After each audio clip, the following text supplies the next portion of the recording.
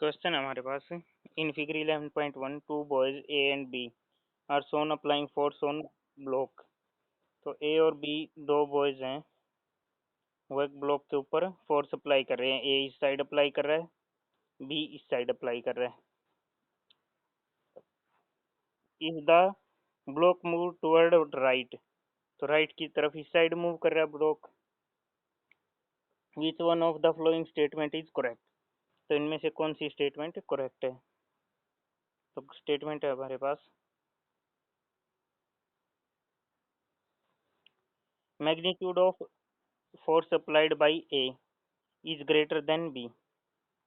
देखो क्या है क्वेश्चन में, जब ए इस साइड फोर्स लगा रहा है और बी इस साइड फोर्स लगा रहा है, तो दोनों में से जो ज्यादा ताकतवर होगा वो बॉक्स को धकेल देगा। तो बॉक्स किस साइड जा रहा है अकॉर्डिंग टू क्वेश्चन, इस साइड जा रहा है। तो इसका मतलब कौन ज्यादा फोर्स लगा रहा है, ए ज्यादा फोर्स लगा रहा है, तभी तो ब्लॉक इस साइड मूव हुआ। तो हमारी जो फर्स्ट ऑप्शन है वही करेक्ट हो जाएगा कि magnitude of force applied by A is greater than that of B. Okay okay, चलिए नेक्स्ट क्वेश्चन पे। ओके, नेक्स्ट क्वेश्चन अपना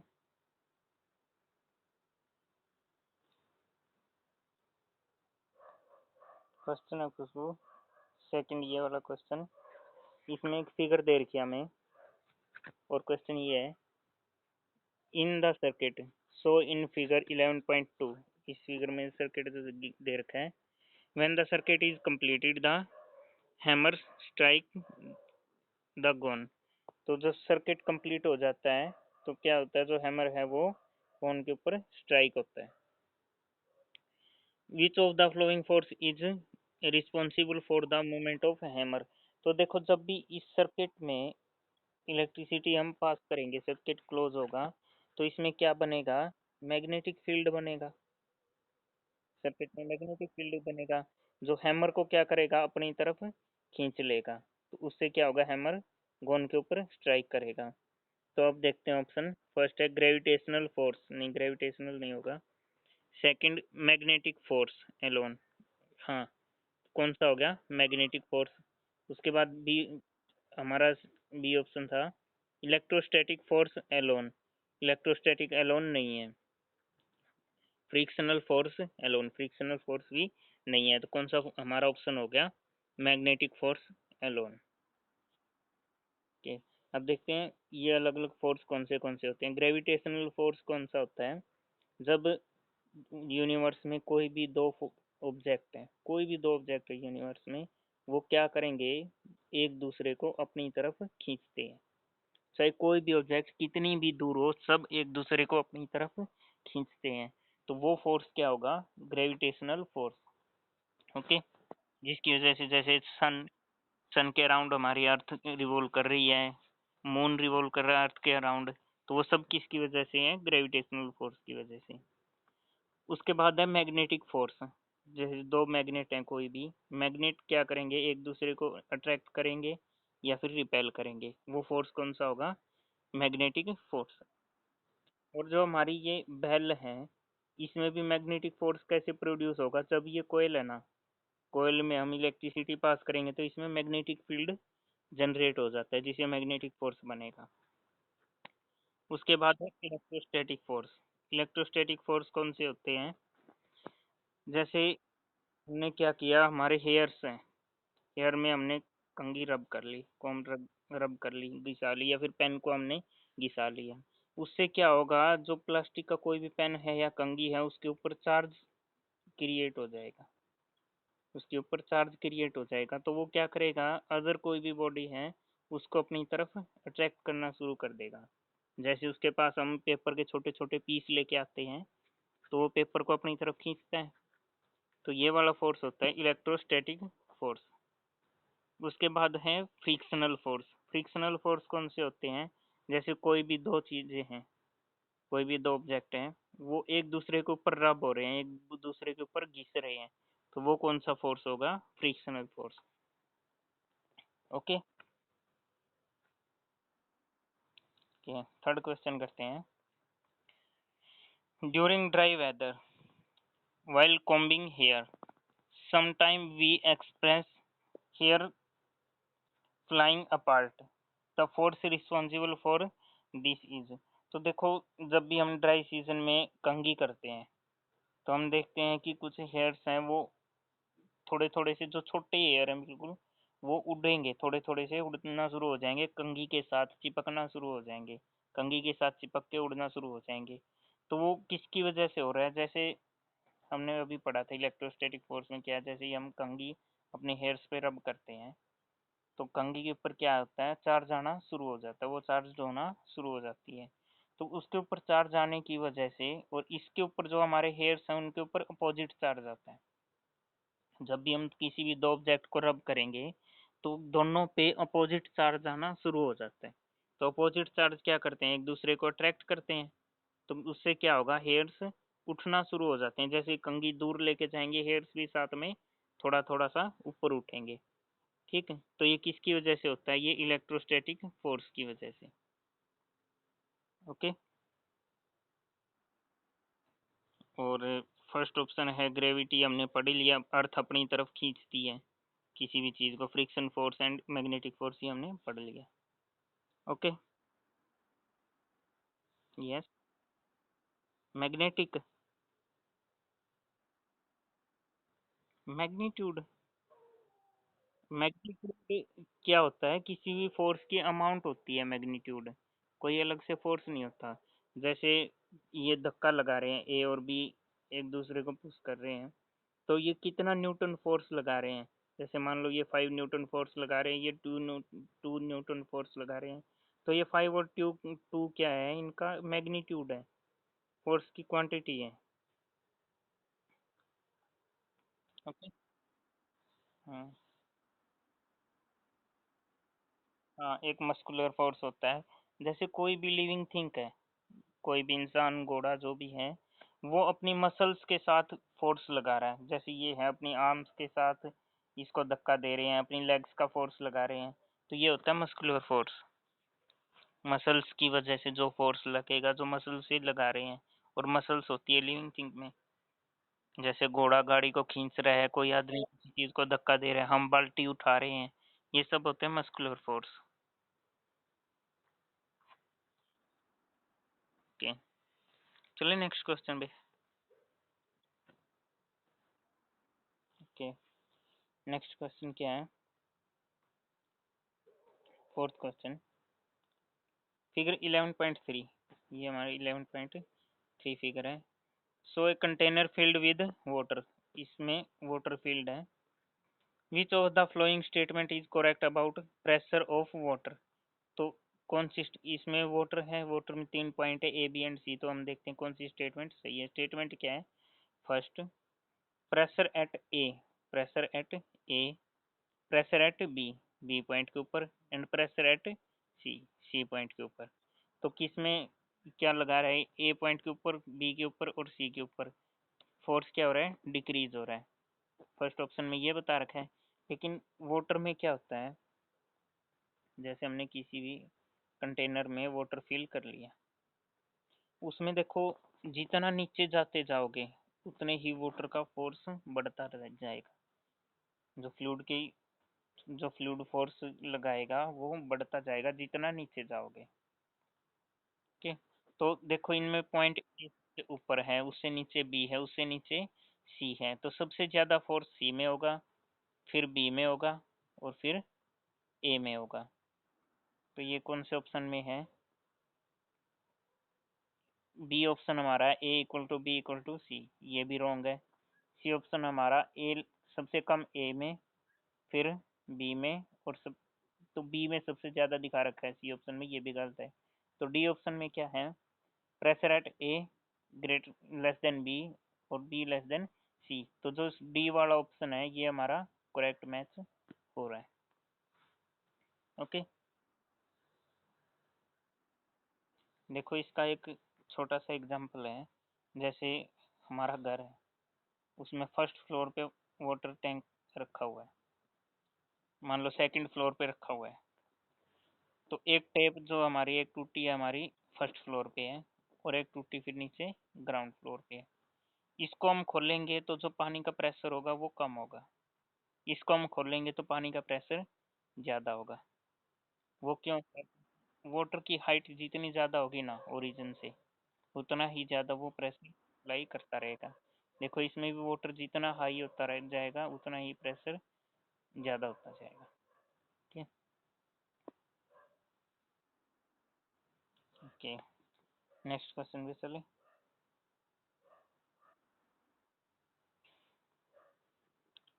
to object respect repeat each other, this repulsion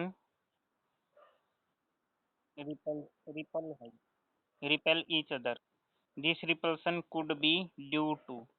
तो इन्होंने पूछ रखा है कि दो ऑब्जेक्ट एक दूसरे को रिपेल कर रहे हैं, तो वो रिपल्सन किसकी वजह से हो सकता है? फर्स्ट है फ्रिक्शनल फोर्स। फ्रिक्शनल फोर्स देखो दो ऑब्जेक्ट के बीच में होता है, इसके ऊपर कोई एक दूसरा ऑब्जेक्ट रखा है तो इनके बीच में होता है। ये फोर्स जो होता है फ्रिक्शनल फोर्स हमेशा मोशन का अपोज करता है, मोशन नहीं होने देता, चीज़ों को रोक के रखता है, तो ये तो रिपेल नहीं करता। सेकंड ऑप्शन है हमारे पास इलेक्ट्रोस्टैटिक फोर्स। इलेक्ट्रोस्टैटिक फोर्स देखो जब भी इलेक्ट्रोस्टैटिक फोर्स होगा ना, उसमें एक बॉडी के ऊपर कोई भी चार्ज होगा, उसके पास दूसरी बॉडी लेके आएंगे ना, उस बॉडी में अपने आप ही अपोजिट चार्ज जनरेट हो जाता है। जैसे हम पेन रब करते हैं अपने हेयर्स के साथ, अगर कागज उसके पास लेके आएंगे तो कागज में अपने आप ही अपोजिट चार्ज जनरेट हो जाएगा। तो क्या होगा, ये भी हम अट्रैक्ट ही करेंगे, ये भी अट्रैक्ट ही करेंगे। उसके बाद है मैग्नेटिक फोर्स। मैग्नेटिक फोर्स में क्या होता है, जैसे मैग्नेट है हमारे पास, यहाँ पे नॉर्थ पोल है, यहाँ पे साउथ पोल है, और दूसरी मैग्नेट हमने ले ली, अगर उसमें यहाँ पे नॉर्थ पोल है और यहाँ पे साउथ पोल, जब दोनों टर्मिनल के बीच में अपोजिट पोल होंगे ना, तो ये क्या करेंगे, अट्रैक्ट करेंगे। बट जब भी पोल सेम होंगे ना, जैसे हमने क्या कर दिया, यहाँ पे नॉर्थ पोल और इसके पास ही नॉर्थ पोल ले आए, तो ये नॉर्थ नॉर्थ पोल क्या करेंगे, एक दूसरे को रिपेल करेंगे। तो कौन सा फोर्स हो सकता है, मैग्नेटिक फोर्स ओनली। उसके बाद डी ऑप्शन है आइदर द मैग्नेटिक फोर्स और इलेक्ट्रोस्टैटिक फोर्स। नहीं तो कौन सा ऑप्शन हमारा करेक्ट हो गया, सी वाला option. Okay, next six question देखते हैं। Which one of the flowing force is A correct force, connect force, contact, okay contact force. तो कॉन्टैक्ट फोर्स कौन से होते हैं, जो फोर्स कॉन्टैक्ट फोर्स क्या होंगे, जैसे दो बॉडी हैं कोई भी, उन दोनों के कॉन्टैक्ट में आने की वजह से जो फोर्स होगा, टच होने की वजह से जो भी फोर्स होगा, वो कॉन्टैक्ट फोर्स होता है।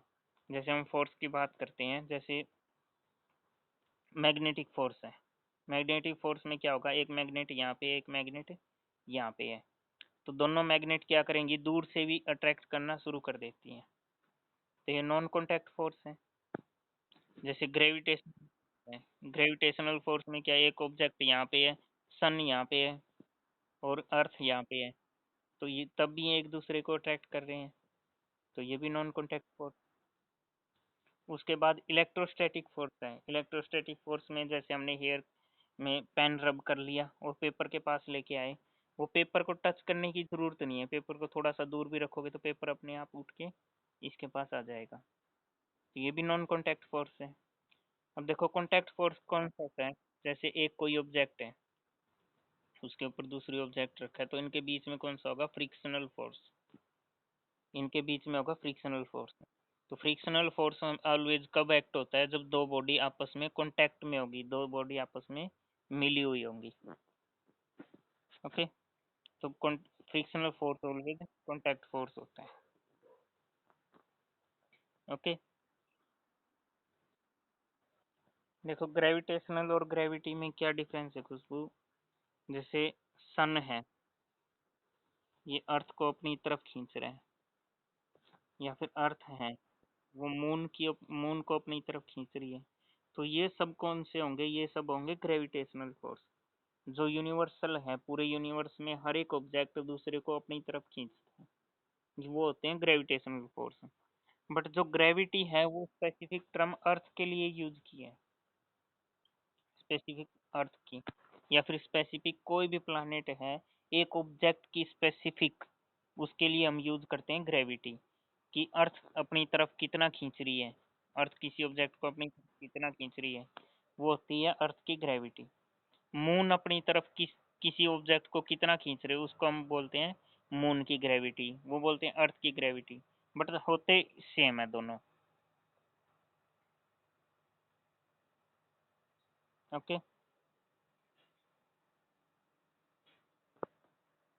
हेलो, आ गया खुशबू समझ में ये? ओके, सेवन्थ क्वेश्चन पे चले।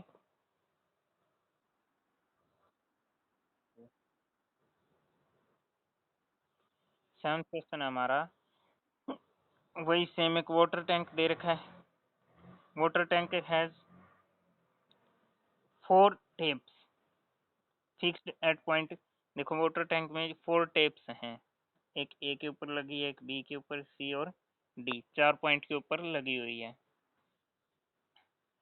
तो इन्होंने क्या पूछ रखा है, the water will flow out at the same pressure from the tap. तो इनमें से किस किस टेप में सेम प्रेशर में वाटर फ्लो करेगा? फर्स्ट ऑप्शन है हमारे पास B and C. First option में बी एंड सी। देखो बी और सी दोनों एक ही लेवल के ऊपर है, दोनों सेम लेवल के ऊपर है।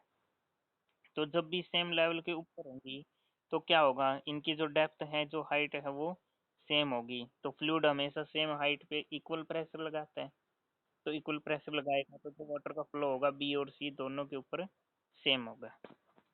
उसके बाद सी हमारे पास बी ऑप्शन है, ए एंड बी। नहीं, ए एंड बी की तो दोनों की हाइट अलग अलग है तो अलग अलग प्रेशर होगा। C and D, C and D में भी हाइट अलग अलग है तो अलग अलग प्रेशर होगा। उसके बाद A and C, A and सी का भी अलग अलग है तो अलग अलग प्रेशर होगा। तो बी और सी दोनों सेम लेवल पे हैं, इक्वल हाइट पे हैं, तो दोनों का इक्वल प्रेशर होगा। ओके, ओके, मूव करें नेक्स्ट। नेक्स्ट क्वेश्चन है हमारे पास। देखो ब्रिक्स दे रखी है हमें, 3 अलग अलग पोजीशन दे रखी है, और क्या पूछ रखा है, a bricks keep in 3 different ways on table as so in figure. तो जो फिगर में दे रखा है ऐसे हमने ब्रिक्स लगा रखी है। The pressure exerted by bricks on table will be. देखो प्रेशर क्या होता है, जैसे कोई भी एक ऑब्जेक्ट है, उसके ऊपर हमने ऐसे एक पेन रख दिया, तो पेन क्या करेगा, इसके ऊपर फोर्स लगाएगा। तो देखो जब भी कोई भी चीज पूरी बॉडी के ऊपर फोर्स लगा रही है जिसमें एरिया का या फिर जगह का कोई लेना देना नहीं है, जैसे हवा चल रही है, हवा क्या करेगी, इसके ऊपर फोर्स लगाएगी। जब भी हम किसी पर्टिकुलर पॉइंट के ऊपर देख लेंगे ना कि इस पॉइंट के ऊपर कितना फोर्स लग रहा है, तब वो क्या बन जाएगा, प्रेशर। किसी एरिया के ऊपर, किसी पर्टिकुलर जगह के ऊपर अगर हम देखते हैं ना कि फोर्स कितना लगा है, तो वो बन जाता है हमारा प्रेशर। ठीक, तो प्रेशर की प्रेशर की डेफिनेशन क्या होगी कि applied force per unit area. किसी भी पर्टिकुलर एरिया के ऊपर फोर्स लग रहा है तो फोर्स पर यूनिट एरिया क्या होगा, प्रेशर।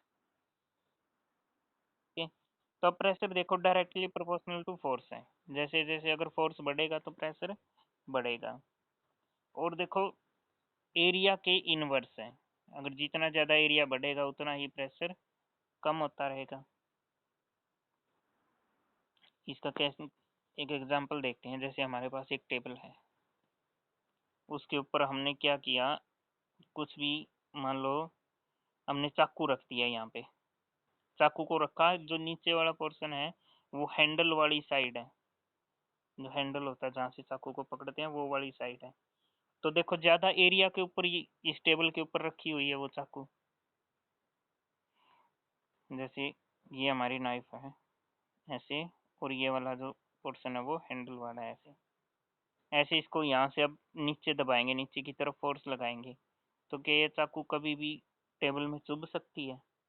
नहीं चुभेगी। क्योंकि इसका क्या हो गया, एरिया बढ़ गया। एरिया बढ़ गया तो एरिया बढ़ने से क्या हो जाता है, प्रेशर कम हो गया। अब इसी चाकू को उल्टा करके रखेंगे तो क्या होगा, टेबल में खड्डा हो जाएगा, टेबल में चुभ जाएगा ये चाकू। क्यों? क्योंकि एरिया कम हो गया। एरिया कम होगा तो प्रेशर बढ़ जाएगा। हम्म, जैसे एक और एग्जांपल देखते हैं। हम क्या करते हैं, एक पेपर ले लेते हैं या फिर कोई भी एक क्लॉथ ले लेते हैं। हमने मान लो ये क्लॉथ ले लिया, एक कपड़ा है, इसको हम हैंड से पुश करते हैं यहाँ पे, अपने हाथ से हथेली से जोर लगाते हैं इसके ऊपर। तो क्या हथेली को इसके आर पार निकाल देंगे हम? नहीं निकाल पाएंगे। और अब क्या करेंगे, हथेली की जगह हम नाखून लगाते हैं, इसके ऊपर नाखून लगा दिया। अब नाखून से उतना ही प्रेशर लगाएंगे, उतना ही जोर लगाएंगे जितना हमने हथेली के टाइम लगाया था। तो क्या होगा, नाखून आर पार निकल जाएगा। क्योंकि प्रेशर बढ़ गया एरिया कम होने की वजह से। हमने देखा जैसे कोई भी कील है, कील की जो आगे वाला सिरा है, सुई है, सुई का जो आगे वाला सिरा है, वो हमेशा कम एरिया वाला होता है। जितना कम एरिया होगा उतना ही ज़्यादा प्रेशर अप्लाई होगा, तो कील आसानी से गड़ जाती है। कहीं भी सुई सुई जो है वो भी आसानी से कहीं भी चुभ सकती है। तो वो इसीलिए होता है क्योंकि उनका एरिया कम होता है। एरिया कम होगा तो प्रेशर ज़्यादा होगा। अब देखो 8th क्वेश्चन क्या है, हमारे पास 3 पोजीशन है ब्रिक्स की, 3 पोजीशन है। तो तीनों पोजीशन में किस में प्रेशर सबसे ज़्यादा होगा? प्रेशर उसमें सबसे ज़्यादा होगा जहाँ पे एरिया सबसे कम होगा। देखो ब्रिक्स ऐसे रखी है तब भी एरिया ज़्यादा है, ऐसे रखी है तब भी एरिया ज़्यादा है, ऐसे रखोगे तो एरिया कम है। ए वाली जो पोजीशन होगी उसमें प्रेशर मैक्सिमम होगा। ये चलें नेक्स्ट क्वेश्चन पे। तो next very short answer question आ गए, ये नेक्स्ट करते हैं फिर कल। हमारे ऑप्शन वाले सारे हो गए ना? ओके, ये कल करते हैं फिर short answer type. Okay, math का